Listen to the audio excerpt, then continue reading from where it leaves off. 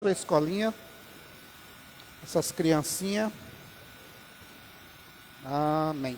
Vamos, pode tomar seu lugar, por gentileza. Vamos trazer uma mensagem aqui, um pouco breve, mas muito objetiva. Pega lá para mim, mensageiro da profecia. Romanos capítulo 12, no versículo 2, para darmos introdução nessa mensagem. Romanos capítulo 12, no versículo 2, diz assim: e não vos amoldeis, não vos amoldeis ao sistema deste mundo, mas sede transformados pela renovação das vossas mentes, para que experimentei qual seja a boa e agradável e perfeita vontade de Deus. Olha só o que a palavra está nos dizendo. Não vos amoldeis ao sistema. Não vos amoldeis a este mundo. Nós precisamos entender que quando a Bíblia fala de mundo, em algumas partes, não todas, ela fala de um sistema pecaminoso, de um sistema corrompido. Ele diz, olha, não vos amoldeis. Algumas traduções diz, e não vos amoldeis. Deixa eu ver, essa está na... Você consegue colocar na NVI aí, mensageiro? Vê lá para mim a NVI, só pegar outra tradução para vocês verem. Da NVI, vamos ver o que está. A NVI está a mesma coisa. Não vos amoldem ao padrão deste mundo, mas transformem-se. Transformem-se pela renovação da vossa mente, para que sejam capazes de experimentar e comprovar a boa, agradável e perfeita vontade de Deus.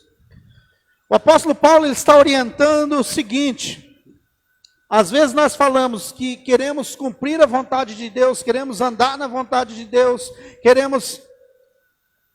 é impossível se não mudarmos, se não deixarmos ser transformados a nossa mente. É impossível compreender a graça, é impossível compreender com a mentalidade religiosa. Ele diz, olha, não se amoldem. Quando ele diz se não se amoldem, ele está dizendo que a religião, porque cristianismo não é religião. Porque a religião está amoldada ao padrão do mundo. Qual que é o padrão do mundo hoje? A meritocracia. Qual que é o padrão do mundo hoje? Ah, não, eu tenho que fazer para receber.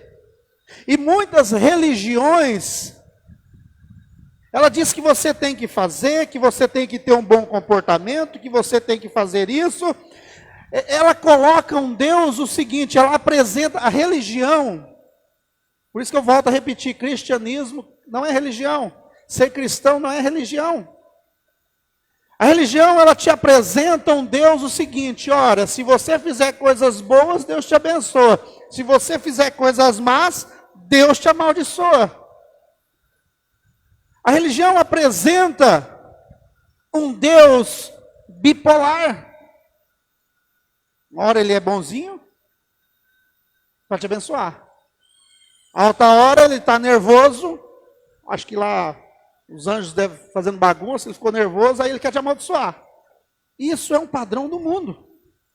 O mundo trabalha com um sistema merocrático.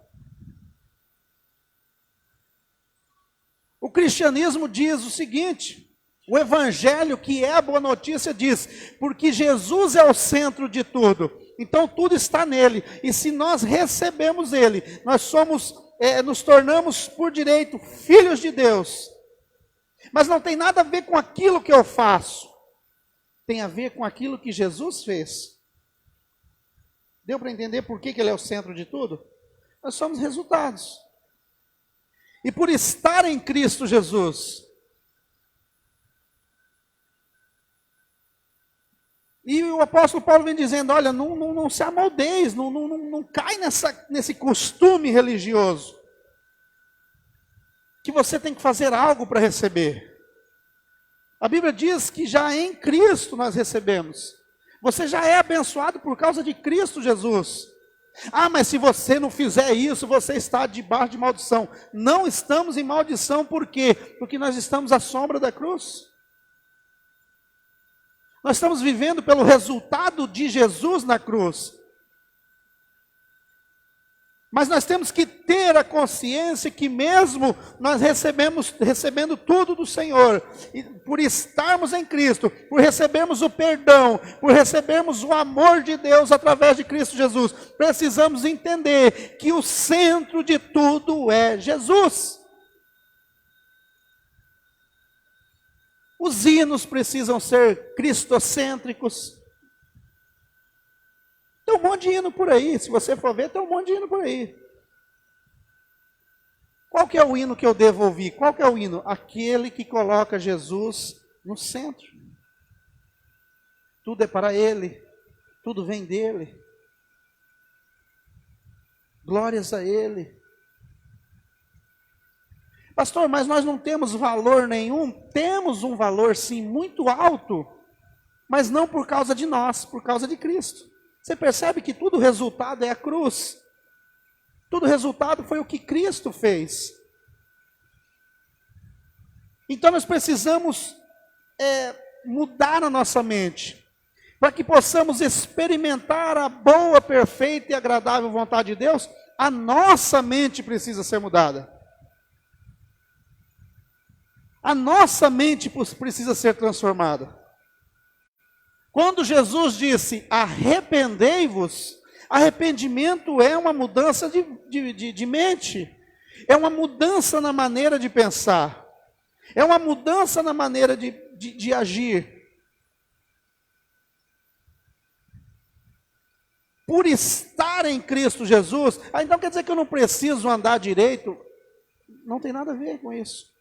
Quer dizer que eu posso pecar, então viver pecando? A pessoa que pensa dessa forma, ela não entendeu o que é estar em Cristo. Por estar em Cristo, por eu estar em Cristo Jesus, por causa da obra de Cristo Jesus, por estar cheio do Espírito Santo, eu não preciso mais disso na minha vida.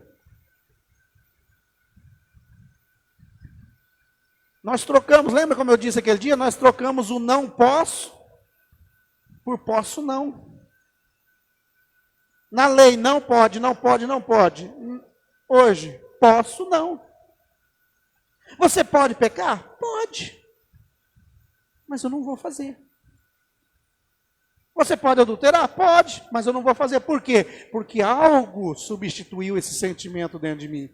E o que foi substituído? Quem é que substituiu? O Espírito Santo.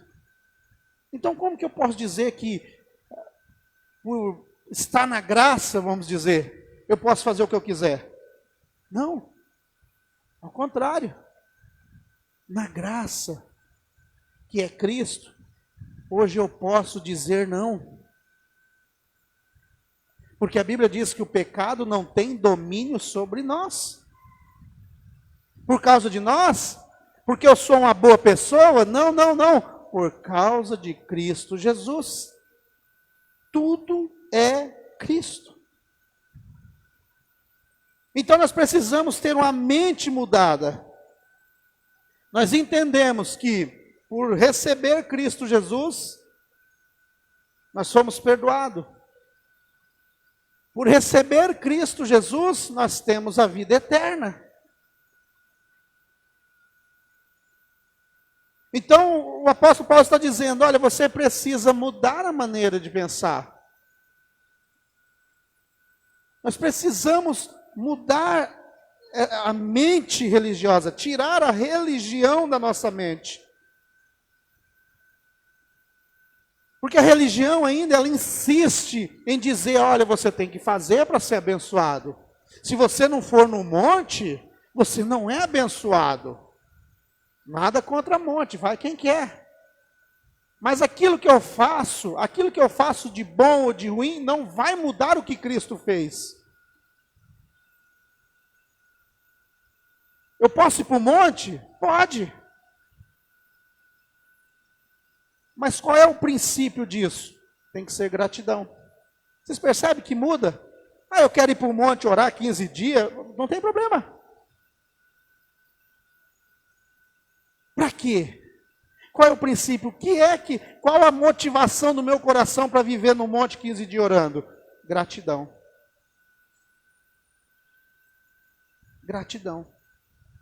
Ah, por que eu vou jejuar então? Quer dizer que eu não preciso mais jejuar? Não, não é isso. Você pode jejuar. Qual o princípio do jejum? Gratidão. Gratidão. Ah, nós vamos fazer um jejum então para tirar a pandemia.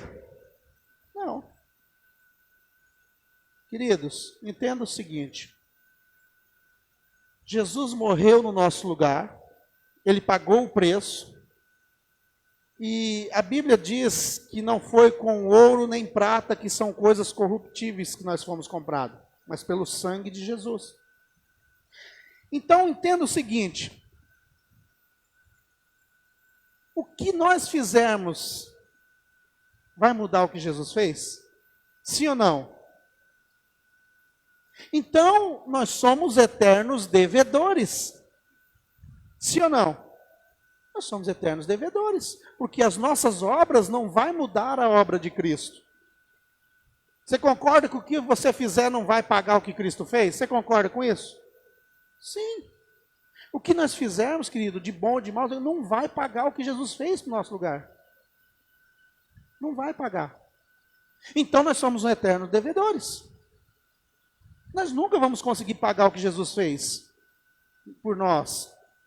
Então, entenda o seguinte, agora prepara a sua mente o seguinte: se nada que eu fizer paga o que Jesus fez, por que é que o jejum meu vai mudar Deus a fazer alguma coisa?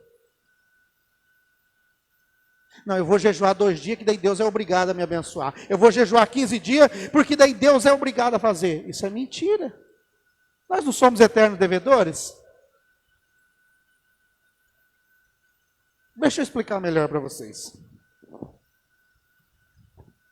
Eu devo, vou dar um exemplo aqui, eu devo 10 mil para o irmão Neto. Olha só, eu devo 10 mil para o irmão aqui. Devo 10 mil. Aí, de repente, o Neto chega e fala: ô Samuel, me arruma 100 reais aí. Aí eu arrumo 100 reais para ele. No outro dia eu chego no Neto e falo: ô Neto, você não vai me pagar os 100 reais não? Ué, mas peraí, Samuel, você me deve 10 mil? Você me deve 10 mil e está me cobrando 100 reais? Ou seja, se somos devedores eternos da obra de Cristo Jesus, como é que um jejum meu vai dar uma chave de braço em Deus para fazer algo? Vocês percebem, querido, que o sentido de tudo é a gratidão. Deus pode fazer? Pode. Claro que Ele pode, mas não vai ser por causa do seu jejum. Ah, eu vou orar, estão fazendo, e nada contra. Quer fazer, faz. Um jejum nacional pelo Brasil. Não. O jejum precisa ser para nós mudarmos a mente religiosa da igreja. O jejum serve para mim o quê? Para mim olhar para mim mesmo e saber, pera lá, o que eu estou fazendo? O jejum serve para a igreja olhar para ela mesma e dizer, opa, pera lá, eu vou construir um templo de milhões, então não, eu vou fazer o seguinte, vou pegar esse recurso e vou ajudar a saúde, vou comprar remédio, vou comprar respiradores. Quem tem? E muitas igrejas têm esse dinheiro. Então você percebe? Eu não preciso do jejum. O jejum, ele serve para mim mesmo. O ser humano, ele tem 3 portas na vida dele. Através do jejum. Uma que ele fala com Deus, uma que ele fala com as pessoas, através de servir as pessoas, e outra que ele fala com ele mesmo. O jejum, ele serve para mim olhar para mim mesmo. Para mim não me moldar ao padrão deste mundo. Ele não serve para dar uma chave de braço em Deus e dizer, Deus, o senhor vai ter que fazer agora. Igual a questão do dízimo.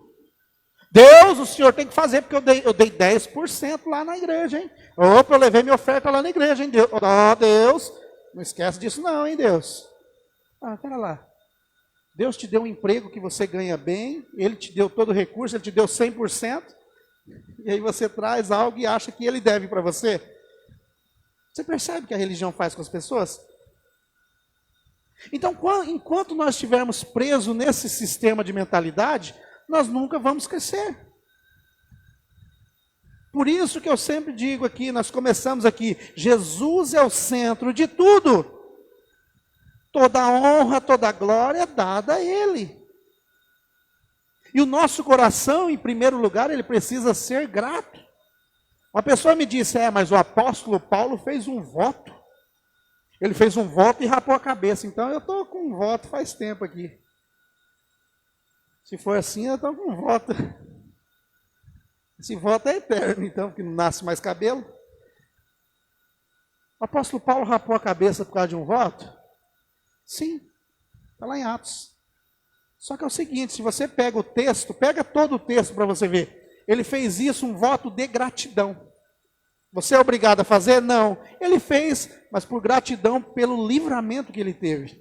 Você percebe que tudo que nós temos que fazer é por gratidão, por aquilo que nós já recebemos. Por aquilo que nós já somos.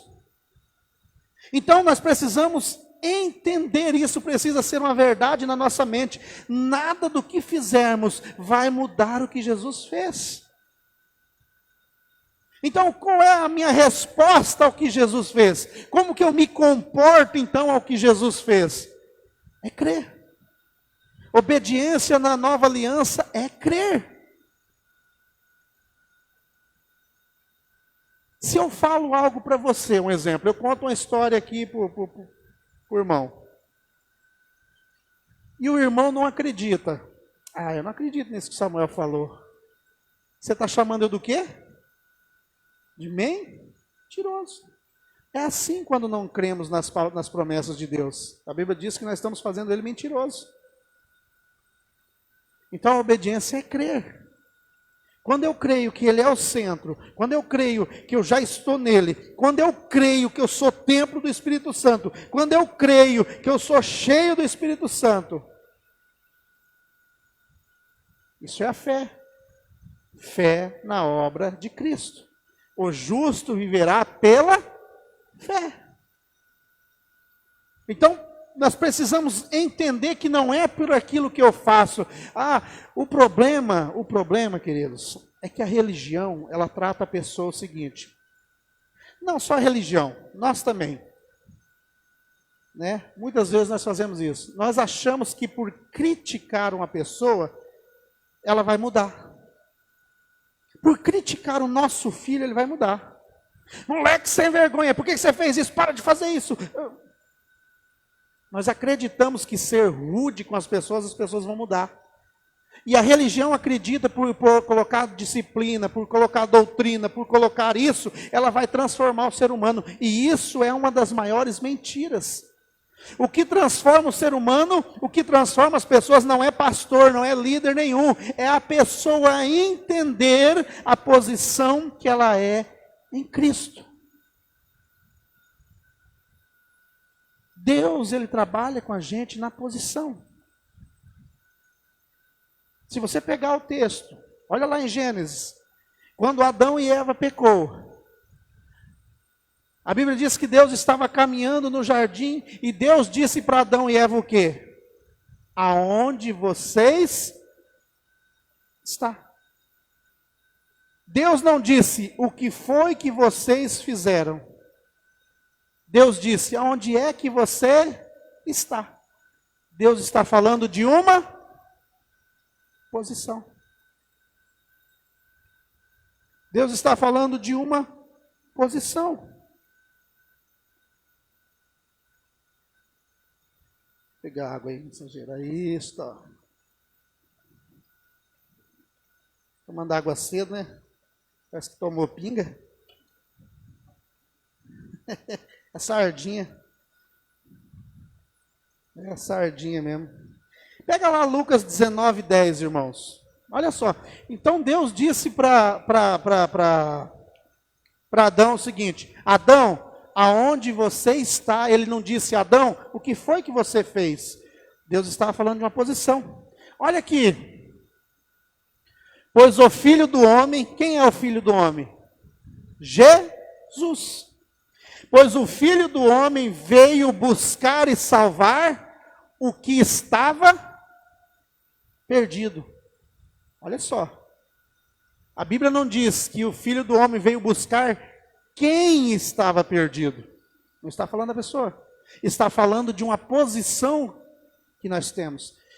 E o filho do homem veio buscar e salvar o que estava perdido.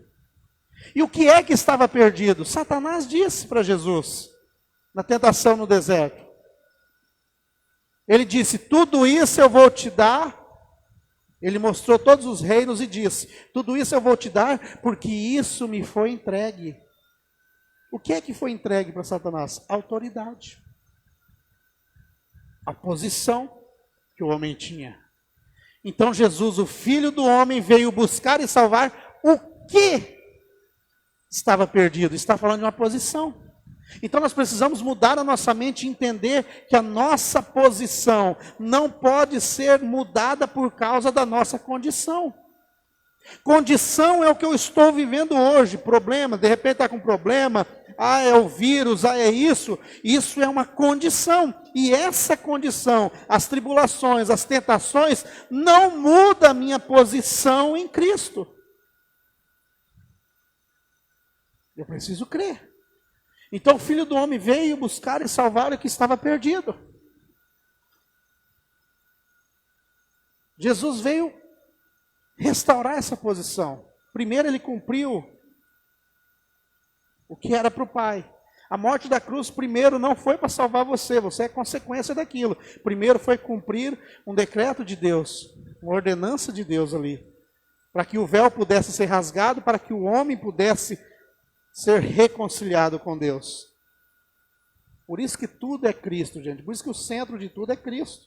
Jesus diz: ninguém vem ao Pai senão por mim. Numa certa ocasião também, Jesus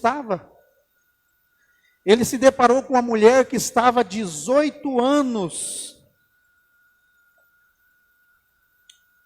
Jesus se deparou com uma mulher que estava sofrendo há 18 anos encurvada. Presa por Satanás há 18 anos, a Bíblia diz. E quando Jesus vê aquela mulher, ele disse para a mulher o quê? Você está curada? Não. Ele disse: mulher, seja livre disso. Mulher, volte para a posição, volte para a posição. Volte para a condição de livre. Ele não disse: você está curada. Você disse, não, ele disse: saia dessa condição e venha para a posição.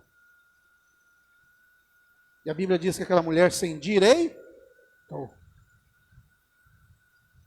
E os fariseus, como sempre, a sinagoga, não se preocuparam com o que aconteceu com a mulher de bom. Eles falaram: tem tanto dia para ser curado e vai ser curado no sábado. Por que ela voltou para a condição no sábado? Sábado significa descanso. E o nosso descanso é quem? Então ela veio para a posição, ela veio para o descanso. O descanso é a nossa posição. Não é dia, um dia determinado. Porque eu tenho que guardar o dia tal. Não, o problema é seu, você guarda se você quiser. Porque o nosso descanso, o nosso sábado é Cristo Jesus. Então, se Ele é o nosso descanso, significa que nós não fizemos nada, quem fez foi Ele. Então, tudo é para Ele. Ele é o centro. Isso nós precisamos entender. Entender, isso é questão. Queridos, a fé é uma questão de entendimento. A religião fez a fé ser algo místico. Porque eu tenho que pular, gritar. Não, não, não. A fé é questão de entendimento. Eu vejo que a palavra revela o meu coração e eu me posiciono crendo em Cristo Jesus. O diabo, tem uma coisa que tem que tirar o chapéu para ele. Eu não uso chapéu mesmo. Ele é esperto. Ele é trabalhador. Ele é muito trabalhador.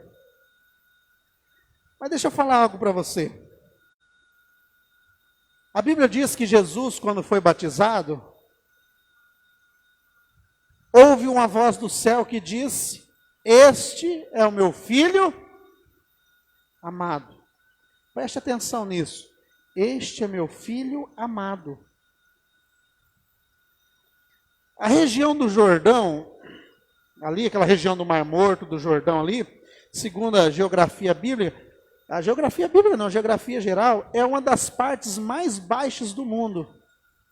Ali ele ouviu a voz: tu és meu filho amado, em quem me comprazo, em quem me dá alegria. Jesus ouviu isso no batismo. E lá no Monte Hermon, no Monte da Transfiguração, que também é um dos montes mais elevados do mundo, ele ouviu de novo: tu és meu filho amado. A ele ouvir. O que Deus disse para Jesus? Tu és meu filho amado. Lembra que eu comentei aqui? A gente acha que criticando muda a pessoa. Não. Falando mal do marido, eu vou mudar ele. Falando mal da minha esposa, eu vou mudar ela. Não, isso é mentira. Falando mal dos irmãos, dos membros, eu vou mudar ele. Não, é mentira. Primeiro eu preciso falar quem eles são em Cristo. Porque a gente tem na mente que o seguinte, que quanto mais eu pegar no pé, mais eu criticar, essa pessoa vai mudar. Isso é mentira. Não consegue. Agora, quando eu digo ela quem ela é em Cristo, e eu falo: fulano, você é um homem de Deus. E por ser um homem de Deus, isso que você está fazendo não combina com quem você é. A pessoa leva um choque. Mulher, você é uma mulher de Deus. O que você está fazendo não combina com quem você é. Você percebe que primeiro nós tratamos com a posição, com a identidade da pessoa. Então, quando for corrigir nossos filhos, nós precisamos entender o seguinte: meu filho, você é um filho, você é um menino, você é uma menina de Deus. E por ser de Deus, você não pode fazer isso. Percebe que primeiro você fala quem ela é em Cristo. Você fala quem ela é, a identidade dela. E aí você coloca o que ela está fazendo que não condiz com quem ela é. Isso transforma vidas. Fulano, você é um homem, você é uma mulher de Deus. Isso, as práticas aí, não combinam com a mulher, com o homem de Deus. Primeiro você amou ela. Por quê? Porque primeiro você falou quem ela é em Cristo. E aí o que acontece? Aí Deus fala: tu és meu filho amado. Mas a Bíblia diz que depois que Jesus foi batizado, ele foi enviado pelo Espírito Santo ao deserto para ser tentado. Tentação, queridos, não é pecado. Tentação, se você pegar o significado, vem tentar colocar situações, adversidades é tentação. Problemas são tentações. Então o que acontece? Olha só. Jesus foi batizado e Deus diz: tu és o meu filho amado. Aí ele foi para o deserto, a primeira coisa que o diabo fez com ele foi o quê? Se tu és o filho de Deus. O que o diabo esqueceu ali de falar? Ele não é besta. Ele esqueceu de falar que Jesus era amado também. Não era apenas filho. Porque quando nós entendemos que somos filhos e que também somos amados por Deus, a nossa vida muda. Ele diz: se tu és o filho de Deus. Opa, pera lá. O diabo diz: se eu sou filho de Deus, Preste atenção, queridos. Jesus tinha acabado de receber uma palavra de Deus. Tu és o meu filho amado. Primeira coisa que o diabo fez foi tentar mexer na identidade de Jesus. Se tu és o filho. Qual é a resposta de Jesus? Opa, se tu és, não, rapaz. Eu sou filho de Deus. E outra, você esqueceu de uma palavra aí, diabo. Eu sou filho de Deus amado. Você é filho de Deus amado, não é apenas filho de Deus.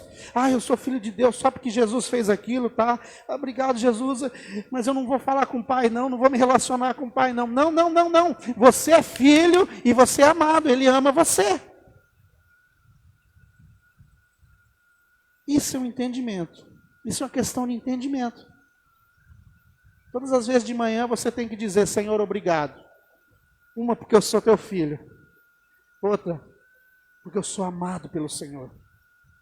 Ah, mas e se eu sou amado por Deus, por que está me acontecendo isso? Ah, por que não sei o quê? Queridos, condição não muda posição. Eu estava vendo o bispo Júlio, ele foi aí acometido do Covid, e ele teve que usar respirador, tudo, parece lá, ficou vários dias internado, o bispo Júlio Vertulo.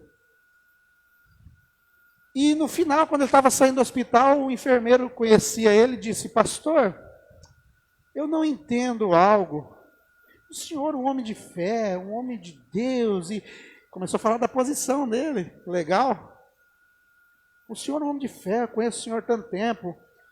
Como que o senhor pegou o Covid?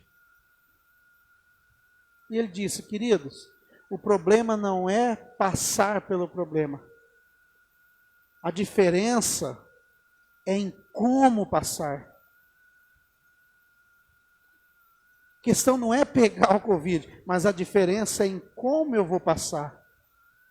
Lembra? Condição e posição. A minha condição, o problema que eu estou vivendo, as dificuldades, não muda a minha posição de quem eu sou em Cristo. O Cristiano falou aqui no começo, se esperarmos de Cristo somente nessa vida, somos os mais miseráveis. Está dizendo o seguinte, o apóstolo Paulo está dizendo, as condições, e outra, deixa eu explicar algo para vocês, a maioria das cartas do apóstolo Paulo não foi escrita num spa, em um hotel 5 estrelas, foram escritas na prisão, apanhando. Percebe? Você percebe o que é ser cristão? O que é estar em Cristo? Paulo entendia as condições, o que eu estou passando, os problemas, o que o mundo está vivendo, não pode mudar a minha posição, que é filho e filho amado. Nada pode mudar isso, querido. Nada. Os problemas não podem, é como o apóstolo Paulo também diz, o que nos poderá separar do amor de Deus? Ele faz uma pergunta, quem nos poderá separar do amor de Deus? Quem? A nudez? A fome? Os problemas? A morte? A vida? O porvir? O futuro? O passado? O presente? Quem? Ele faz a pergunta, ele lança a pergunta e ele mesmo responde, nada poderá nos separar do amor de Deus. Por causa de quem? Por causa do jejum dos irmãos. Não? Por causa das boas obras. Por causa da maneira correta que o irmão se veste. Por causa da... Nada nos poderá separar do amor de Deus por causa de Cristo Jesus.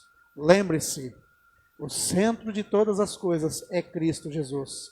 E nós usufruímos daquilo que Jesus conquistou. Não é nada nosso. Não é nada nosso. Mas para entender, para experimentar a boa, perfeita e agradável de Deus, vontade de Deus, a boa, perfeita e agradável vontade de Deus, para poder experimentar isso, primeiro, eu preciso mudar a minha mente. E como é que muda a minha mente? Através da palavra. Qualquer palavra? Não. O Evangelho, que é a boa notícia. E qual é a boa notícia? Deus estava em Cristo Jesus, reconciliando consigo o mundo. Essa é a boa notícia. Que te fez, que te colocou em uma posição, a posição de estar em Cristo Jesus. A condição não muda a nossa posição. O que nós estamos passando, o que vamos passar, não muda, não pode mudar aquilo que somos em Cristo. Como eu disse, a diferença, o problema não é passar por uma dificuldade. A diferença é em como passar. Como é que eu passo?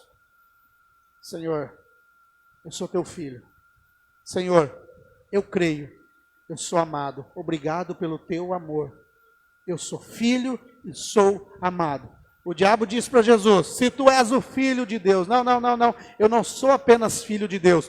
Eu também sou amado por Ele. A obra de Cristo Jesus não me tornou apenas filho dele. A obra de Cristo Jesus, a obra de Cristo, não da igreja, não do irmão, não do líder, não de ninguém. A obra de Cristo me transformou, me fez filho, filho amado. Agora eu, por entender isso, nós, por entender isso, precisamos responder. Como é que eu respondo à obra de Cristo? Qual a minha reação à obra de Cristo Jesus? Só tem uma: crer, acreditar. Acreditar que o centro de tudo é Jesus, não é homens, não é presidente, não é governadores, não é prefeito, não é partidos políticos, não. O centro de todas as coisas se chama Jesus Cristo. E como que eu faço para ser salvo? Crer na obra de Cristo Jesus. Crê no Senhor Jesus e será salvo você e a sua casa. Esse é o Evangelho. Essa é a boa notícia, que você é filho e é filho amado. Amém? Vamos se colocar de pé. Obrigado, Jesus. Coloque a mão sobre o teu coração. Fique à vontade. Obrigado, Jesus. Obrigado, Senhor, porque independente do que passamos, independente do que aconteça nesse mundo, nós entendemos e nós cremos que nós estamos em Ti. E que nós somos filhos. E filhos amados. O Senhor nos ama por causa da obra de Cristo Jesus. Entendemos e cremos que Jesus é o centro de todas as coisas, que tudo subsiste em Cristo, porque dele, por ele e para ele são todas as coisas. Oh Espírito Santo, obrigado. Neste momento eu oro, Senhor, por cada vida que está ali na Santa Casa, precisando de um aparelho para respirar. Neste momento eu declaro o sopro do Espírito Santo agora sobre aquelas vidas. O fôlego de vida sobre aquele lugar. E no hospital da Cacemes também, nos hospitais, no nosso estado, na nossa nação, nós declaramos o sopro divino sobre as vidas. Te agradecemos, Senhor, porque nada pode fugir das tuas mãos, nada pode fugir do teu controle, Pai. Nós estamos em Cristo Jesus. Nós somos amados. Pai, nos ensina cada dia. Espírito Santo, nos ensina cada dia. Nos mostra, nos convença que somos amados. A igreja precisa entender, Pai, que nós somos filhos e filhos amados. As pessoas precisam entender que em Cristo Jesus não há mais condenação, não há mais culpa, há perdão, há amor, há o direito de serem filhos de Deus, aos que crerem. E nós cremos, Pai. Cremos que o Senhor está vivo, o Senhor ressuscitou. A morte não pôde parar o Senhor, a morte não pôde dar um fim em Cristo, porque Ele é o dono da vida. E nós cremos, e nós declaramos vida a essas pessoas que estão ali internadas, aquelas que estão recuperando em casa também. Declaramos saúde. Saúde sobre a vida dos irmãos. Em nome de Jesus. Amém e graças a Deus. Continue abençoado. Você não é apenas filho. Você é um filho amado por causa de Jesus. Continue abençoado no nome de Jesus.